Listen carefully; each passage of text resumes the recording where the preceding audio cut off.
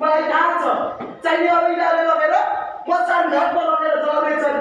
अनि खरानी बनाउनेछन् अनि पत्रिकामा छापिनेछ खबर पत्रिकामा खबर छापिनेछ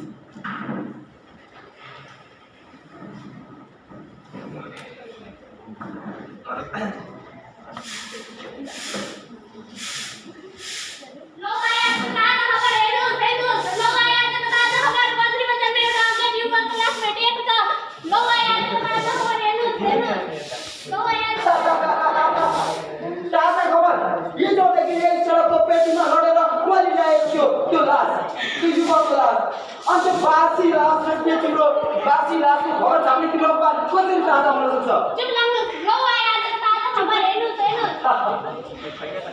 ताजा खबर दिदी के हो